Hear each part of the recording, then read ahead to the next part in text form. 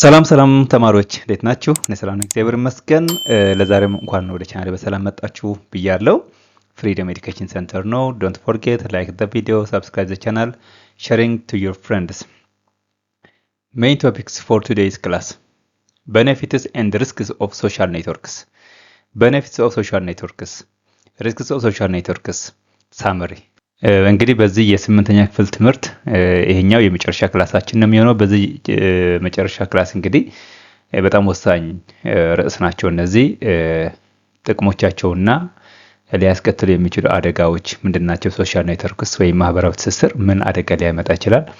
በነፍታቸው ምንድነው የሚለው እናያለን። ከዛ ሪስኩ ምንድነው የሚለው ወይም ደግሞ አደጋው ምንድነው የሚለው እናያለን። ከዛ አጠቃላይ ሳመሪ ደግሞ ባጭሩ በዚህ ምዕራፍ ወይም ዩኒት ፎር ላይ ስለ ኢንተርኔት ስንማማር ምንድነው የተማርነው፣ ዋና ዋና ነገሮች ምን ምን ናቸው የሚል ነገሮችን እናያለን ማለት ነው።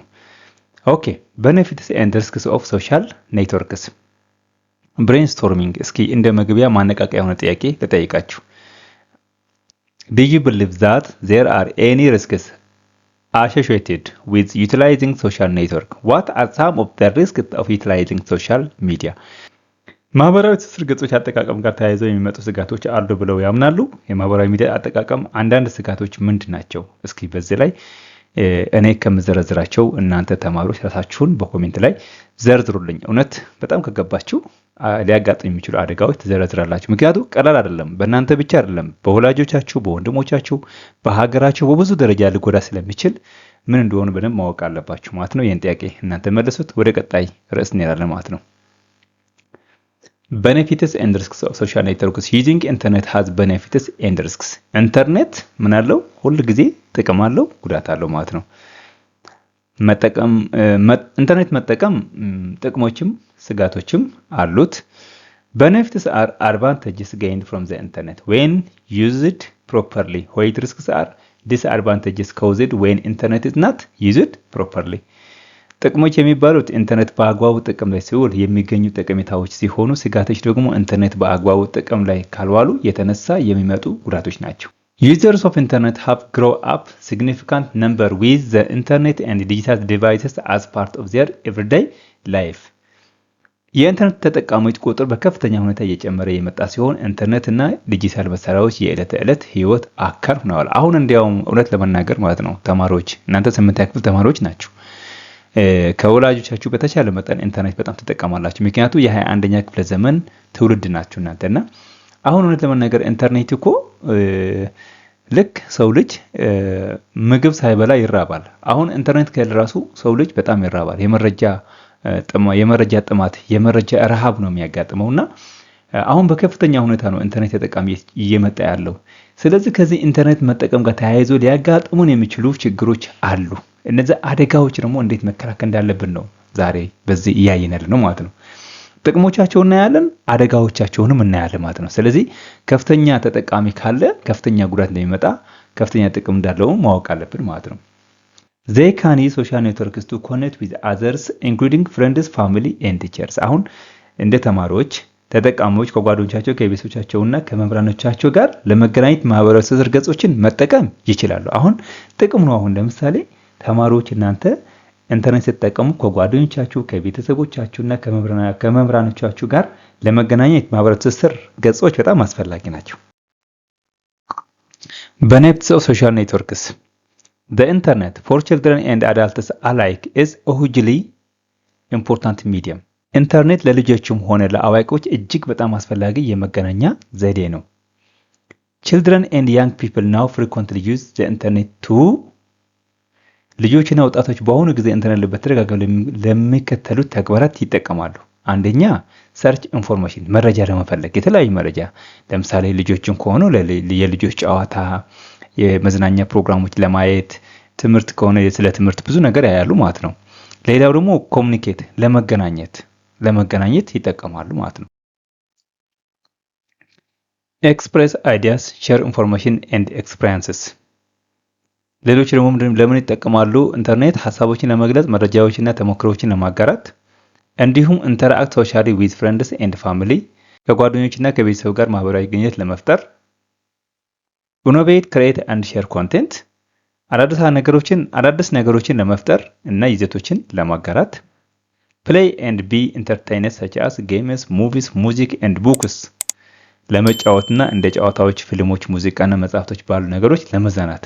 እንግዲህ ያንጎችም ትላልቆችም ወጣቶችም ህፃናቶችም ኢንተርኔት ለምን እንደሚጠቀሙት ሶሻል ሚዲያ ለሚጠቀማሉ ወይም ደግሞ ሶሻል ኔትወርክስ ለሚጠቀማሉ ካልን እነዚህ ጥቅሞች አሏቸው ማለት ነው። እስኪ አሁን ደግሞ ሪስክስ ኦፍ ሶሻል ኔትወርክስ የማህበራዊ ትስስር ገጾች ስጋቶች ምን ምን ናቸው? እንደ ስጋት የሚታዩ ነገሮች the following are the risks of the internet የሚከተሉት የኢንተርኔት ስጋቶች ናቸው። being exposed to inappropriate content በጣም ወሳኝ ነው። ባይዘው ተማሪዎች እዚህ ጋር ጥንቃቄ ያድርጉ። ተገቢ ያልሆኑ ይዘቶች መጋለጥ like mean, aggressive or sexual comments or images ምን ማለት ለምሳሌ መጥፎ፣ ጠባብ ወይም ወሲባዊ አስተያየቶች ወይም ምስሎች። uploading inappropriate content ተገቢ ያልሆኑ ይዘቶችን መጫን like photos or videos of themselves or others ለምሳሌ የራስን ወይም የሌሎች ፎቶዎች ወይም ቪዲዮዎችን መጫን።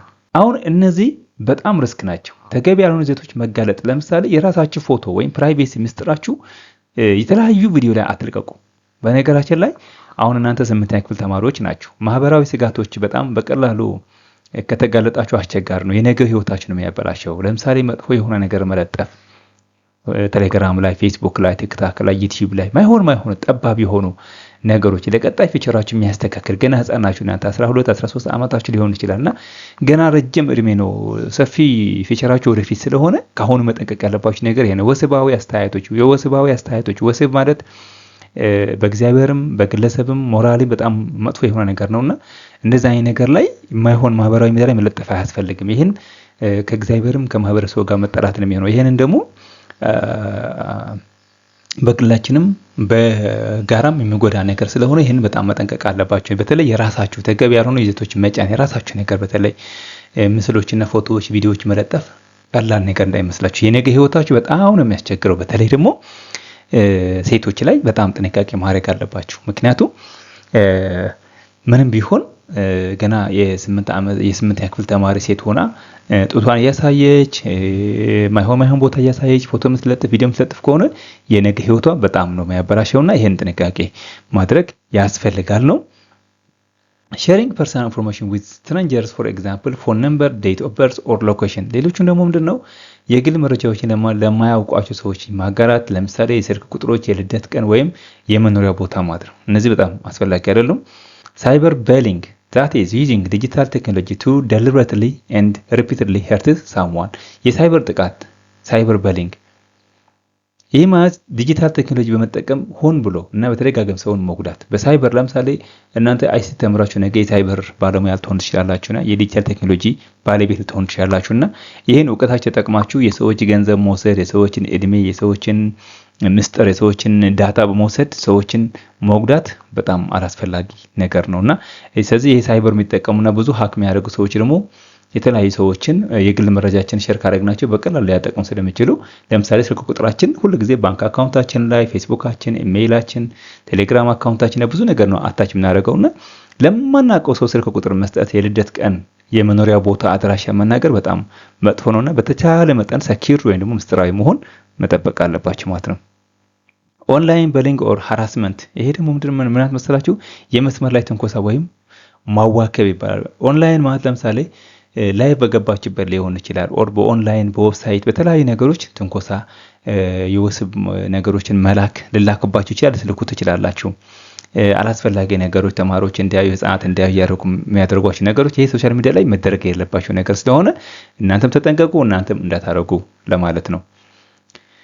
exposure to too much targeted advertising and marketing ይሄ ምን ማለት መሰለኝ ለብዙ የታለሙ ማስታወቂያዎችና ግብይቶችን መጋለጥ። ይሄ ለምሳሌ በአሁኑ ዘመን ለምሳሌ ብዙ ነገሮች እድሜያችን ላይ ህይወታችን ላይ የሚያጠቁ ነገሮች እየመጡ ስለሆነ ለዛ ላይ ለታለሙ ማስታወቂያዎች አሉ። ለምሳሌ ህፃናት ወደ አላስፈላጊ ቦታ እንዲሄዱ፣ አላስፈላጊ ነገር እንዲገቡ ብዙ ነገር ይደረጋልና እነሱ ላይ ዳግም ማጋለጥ መጠንቀቅ አለባችሁ። ቅድም አልኳችሁ የግል ምስጢራችሁ፣ የግል ፎቶአችሁ፣ ቪዲዮአችሁ በቀላሉ ሶሻል ሚዲያ ላይ አትለጥፉ።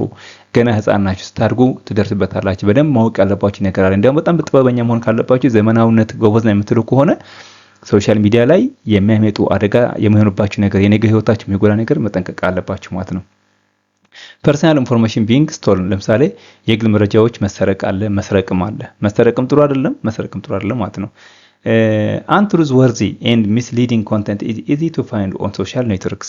ይሄ ደግሞ እምነት የማይጣልባቸውና አሳሳች ይዘቶች በማህበራዊ ትስስር ገጾች ላይ በቀላሉ መገኘት። ለምሳሌ እምነት የማይጣልባቸው አሁን ማይጠቅማችሁ ነገር ላይ ሶሻል ሚዲያ ላይ ከምታሰሱ የነገ ህይወታችሁ ብታስተካክሉ በጣም የተሻለ ነው የሚሆነው። አሁን እናንተ 8ኛ ክፍል ተማሪዎች ህፃን ናችሁ ገናና እድማችሁ የሚፈቅደው ነገር ብታረጉና ለእናንተ የሚጠቅም ነገ ህይወታችሁ ትልቅ ቦታ ደርሳችሁ ደስተኛ የምትሆኑ ወላጆቻችሁ፣ ቤተሰቦቻችሁ አይምሯችሁ ደግሞ የመቋቋም ችሎታ እንዲኖረው የማድረግ የምትችሉባቸው ዌብሳይቶች እና ቻናሎች ብትቆዩ በጣም አሪፍ። ለምሳሌ አሳሳች ይዘቶች ማለት ሊያሳስቱ የሚችሉ ይዘቶች ቲክቶክ ላይ፣ ዩቲዩብ ላይ፣ ዌብሳይት ላይ፣ ጉግል ላይ ከምታዩ ብትቆጠቡና ለህይወታችሁ የሚጠቅም ነገር ላይ ጊዜያችሁ ብታሳልፉ። እስኪ አክቲቪቲ 4.3 እንስራ። do you often use social networks such as Facebook and Telegram? ቴሌግራም እና ፌስቡክ ተጠቅማችሁ ታውቃላችሁ? እስኪ በኮሜንት ጻፉልኝ። about how many hours a day do you use the social network? በቀን ስንት ሰዓት ትጠቀማላችሁ? who uses the social network most in your family? ከቤተሰቦቻችሁ ማን ነው በብዛት ሶሻል ኔትወርክ የሚጠቀመው? ለምሳሌ አባት፣ እናት፣ ወንድም፣ እህት ማን በብዛት ይጠቀማል? ኮሜንት ላይ እስኪ ጻፉልኝ። what purpose does he or she use social network? ለምን ዓላማ ሲጠቀሙታል? ሶሻል ኔትወርኩ ለምን እንደሚጠቀሙ? ለምሳሌ ፌስቡክ የሚጠቀሙ ከሆነ ለምን ዓላማ ነው የሚጠቀሙት? ዝም ብሎ ፎቶ ለመልቀቅ፣ ለመታየት፣ ቪዲዮ ለማየት ወይ ደግሞ ሼር ለማድረግ ነው ወይስ ለምንድን ነው? ለምሳሌ ቴሌግራም ለምን ትጠቀሙታላችሁ? የእናንተ ቤተሰብ ስለሚጠቀማሉ። አሁን ስለ ሶሻል ሚዲያ ስለ ሶሻል ኔትወርክ አጠቃቀም ካወራን እናንተንም ቤተሰቦቻችሁንም መከላከልና መቋቋም የምትችሏቸው ነገሮች እየተማማርን ያለ ነው። ስለዚህ በደንብ አድርጋችሁ ልትከታተሉኝ ነው የሚገባው ማለት ነው። ይሄን ኮሜንት ላይ መልሱልኝ። እስኪ ሳመሪ እንሂድ። ዛሬ ሳመሪ አሁን ምዕራፉን እየጨረስን ነው። የግሬድ 8 ICT ኢንፎርሜሽን ኮሚኒኬሽን ቴክኖሎጂ ስለ ኢንተርኔት ዩኒት 4 ላይ ሳመሪ ደርሰናል። እስኪ የተማናችሁ ነገር በትንሹ እንትን እናድርገው። in this unit you have learned about computer network። ኮምፒውተር ኔትወርክ ምንድነው? ኢንተርኔት ምንድነው? ኢንተርኔት ሰርቪስ ምንድናቸው? WWW ወይም ወርልድ ዋይድ ዌብ ምንድነው? and hypertext transfer protocol ምንድነው? as well as how to browse information, emails and different social networks.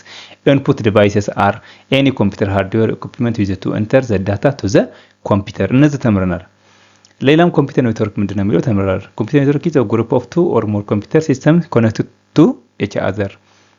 ሌላ ኢንተርኔት ነው። ኢንተርኔት is network of networks which connects millions of computers in the world። መጀመሪያ ስንገባ ያየናቸው ናቸው። the major internet services are world wide web, email, telnet and file transfer protocol። ሌሎችም አሉ። world wide web is a collection of websites or web pages known as web። by default web ሊባል ይችላል። web ስንል world wide web ማለት ነው። ሌላ there are static and dynamic web pages። web page ምንድነው ካልን በኋላ ዶክመንት መሆኑ አይተናል። ዲጂታል ዶክመንት ብለናል። ዌብ ፔጅ ማለት እሱ ደግሞ ሁለት ነው፣ ስታቲክ እና ዳይናሚክ ነው። ፋይል ትራንስፈር ፕሮቶኮል is internet service which is used for transferring file from one system to another using internet ማለት ነው። ሌላ ደግሞ the hypertext transfer protocol stands for hypertext transfer protocol and is used to access data on the world wide web መሆኑ ተምረናል። ሌላ ሃይፐርቴክስት ትራንስፈር ፕሮቶኮል has a server አለው፣ ሰርቪስ የሚሰጥ የኛ አገልግሎት የሚሰጥ ነው። ኤንድ ክላይንት ሪኩዌስት ደግሞ ጠያቂ አለው፣ ሰርቪስ የሚጠይቅ ማለት ነው። ኮሚኒኬሽን ፕሮቶኮል በመጠቀም ደግሞ እነዚህን ፕሮሲድ ያደርጋል ማለት ነው። browsing information is the process of searching or finding information on the internet። ሰርችንግ ኢንጂንስ የሚባሉ ደግሞ እነማን ናቸው? ላይክ ጉግል ሜክ ኢንፎርሜሽን ሰርች ኢዚ። እንዲሁም ኢሜይል ምንድነው የሚል አይተናል። ኢሜይል is the way to send and receive messages across the internet። እንግዲህ ለዛሬ እዚህ እናበቃለን ማለት ነው። ይሄን የመጨረሻ ምዕራፍ ነው። ያልገባችሁ ነገር ካለ ስለ ኢንተርኔት እዚህ ጠይቁኝ። እዚህ አውቃችሁ ነው በጣም ጎበዝ መሆን ያለባችሁ። by the way ለቀጣይ ጎበዝ የአይሲቲ ወይም ደግሞ የኢንፎርሜሽን ቴክኖሎጂ ተማሪ ለመሆን ከፈለጋችሁ በደንብ መከታተል ያስፈልጋል። ነገር ግን የትኛውን ዲፓርትመንት ተማሩ፣ ፊዚክስ ተማሩ፣ እንግሊዘኛ ተማሩ፣ አማርኛም ተማሩ፣ ማትስም ተማሩ፣ በየትኛውም ጂኒስ ሆኖ ማለት ነው ኢንፎርሜሽን ቴክኖሎጂ ማወቅ ግዴታ ስለሆነ አይሲቲ በደንብ አድርጋችሁ መማር ያስፈልጋችኋል። በቀጣይ እንገናኛለን። ሰላም ያገናኘን።